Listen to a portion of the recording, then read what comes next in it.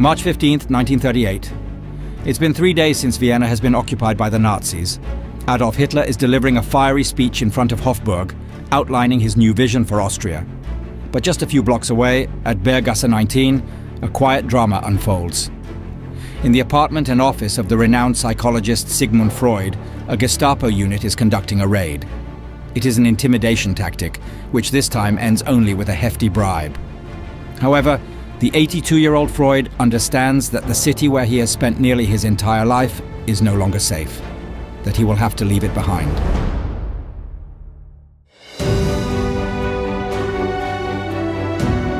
His escape to London 3 months later is eventually officially approved by the Nazis, but only after pressure from US President Roosevelt, the British Foreign Office, and, somewhat surprisingly, Italian leader Benito Mussolini, who was also a fan of Freud's work. Freud's impact was undeniable. At the dawn of the 20th century, he reshaped the way people understood the human mind. He also broke long-held taboos, bringing open discussion to topics that had once been spoken of only in hushed tones, especially when it came to sexuality.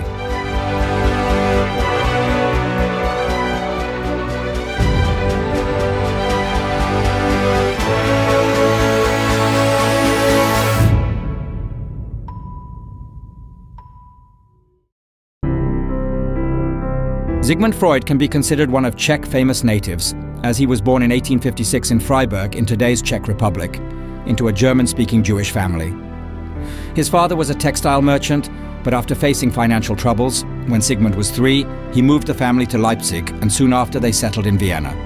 Freud would return to Freiburg only once, for a summer holiday at the age of 16. In the Austrian capital, the family's situation improves, and as the eldest of 8 children, Sigmund enjoys a privileged position. He even has his own room, so he can study without distraction. He is top of his class both in high school and later at university, where he studies medicine. While still a student, he gets involved in scientific research in a new medical field, neurology. He studies the nervous system of the lamprey and also explores the effects of cocaine, a previously untested substance, which he takes in small doses and enthusiastically recommends to his friends. One of those friends is Martha Bernays, the woman he falls passionately in love with. The two exchange over 1,600 love letters, sometimes writing 3 times a day. But for now, marriage is impossible. Martha's family sees no future in a poor scientist.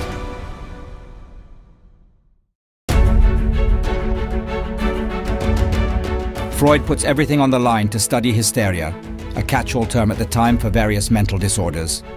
Diagnosis and treatment are still in their infancy.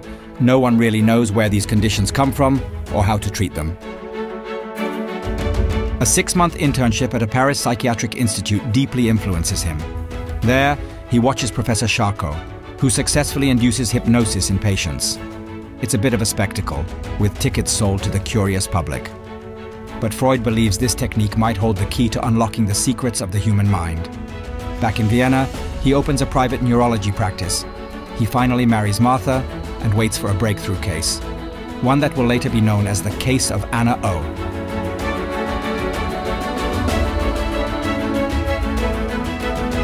Today we know that Anna O was actually Bertha Pappenheim, a young woman from a prominent Jewish family who would later become a well-known feminist. Originally, she was a patient of Freud's older colleague, Joseph Breuer, whom she approached at the age of 20 with a range of serious symptoms, from vision problems and severe tremors to limb numbness. During sessions, Breuer hypnotized her and encouraged her to describe her feelings and problems. She called this method talking therapy, and for a while, it seemed to help. The problem arose when she fell deeply in love with Breuer, who was married. She later developed a delusional belief that she was pregnant with his child. Freud eventually took over the case and, with Breuer's help, described it in 1895 in his groundbreaking work, Studies on Hysteria. In this publication, he introduced the idea of the unconscious, a place where we store repressed thoughts, desires, and past traumas, which can later manifest as mental disorders. These, he argued, could be resolved by bringing them to light and accepting them, with one crucial footnote. The relationship between doctor and patient must always remain in check.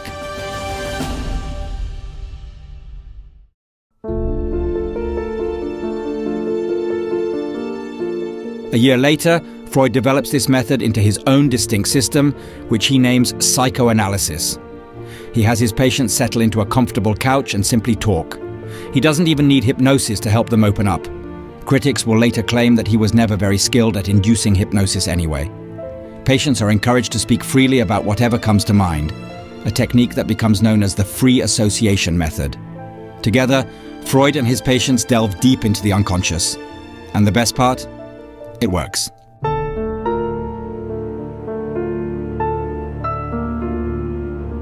At 40, Freud finally has success. His practice on Berggasse 19 is filled with patients, and he and Martha share a harmonious marriage, raising 6 children.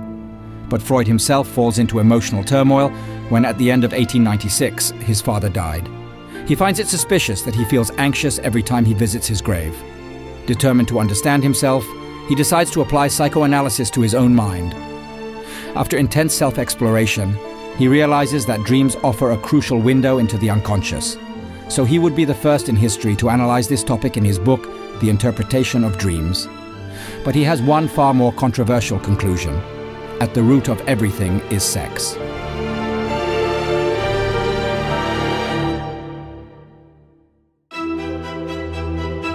Based on his patients' accounts, Freud is convinced that nearly all neuroses stem from sexual traumas.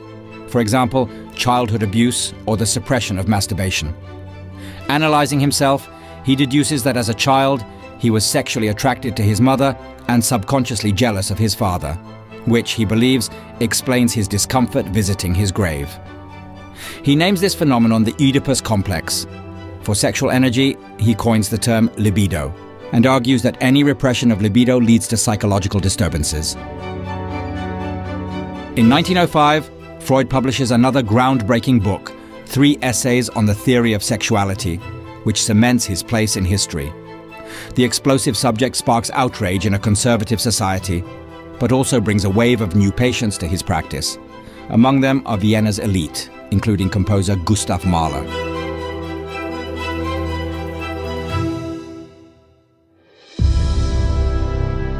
Freud himself, however, does not lead a particularly remarkable sex life. There is no evidence that he ever had a relationship with any of his patients, and by most accounts he was rather shy. His true passion was cigars. He smoked up to 20 a day and famously claimed they were a substitute for masturbation. Every Wednesday, Freud hosted a psychoanalytic circle at his home. The problem was that only Jewish scholars attended, while Freud craved universal and international recognition. That's why he enthusiastically welcomed Carl Gustav Jung, a young Swiss psychiatrist, as his protégé and heir. However, their friendship lasted only 5 years. In 1912, Jung broke away from Freud, partly because he disagreed with Freud's heavy focus on sexuality. This did not sit well with Freud, who saw any deviation from his theories as a betrayal. He was extremely stubborn in this regard. World War I brings a major shift. As traumatized soldiers return from the front, the need for mental health care becomes clear, and psychoanalysis gains recognition as a treatment. However, inflation wipes out most of Freud's savings, and although both of his sons survive the war, they return deeply affected. This leads Freud to expand his theory. Alongside the life instinct, the libido, he introduces the death instinct, which in the end always prevails. His own fascination with death deepens after 1923, when doctors diagnose him with oral cancer, a direct consequence of his smoking. He undergoes numerous painful surgeries but never gives up cigars.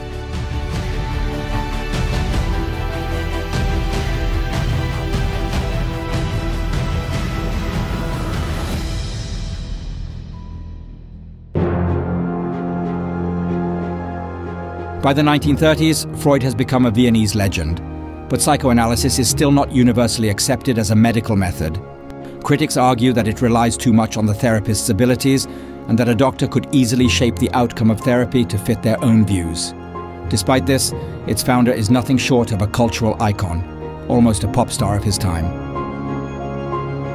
When the Nazis seize power in Germany in 1933, Freud's writings are among the first to be burned in public bonfires. He responds with characteristic wit. In the Middle Ages, they would have burned me. Today, they are satisfied with burning my books.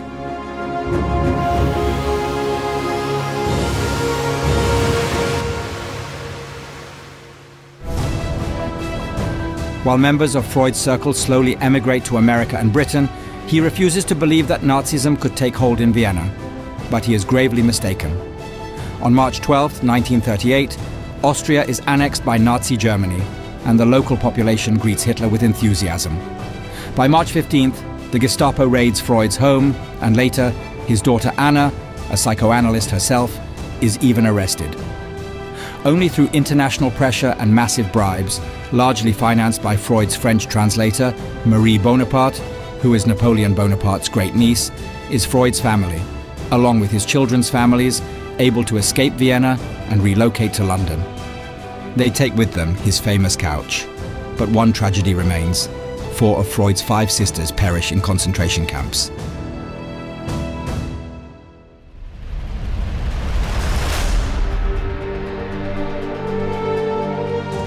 Sigmund Freud does not have much time to enjoy his exile in London. At 83 years old, after multiple surgeries for throat cancer, he can barely speak and suffers from severe pain. In September 1939, shortly after the outbreak of World War II, he makes an agreement with his doctor not to prolong his suffering. He receives a lethal dose of morphine and in the early hours of September 23rd, takes his final breath.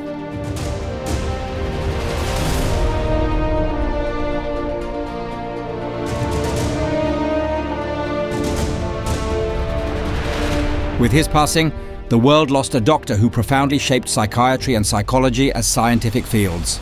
A man who dared to speak openly about topics that had long been taboo. And above all, a thinker who understood the darkest corners of the human mind like only few before him.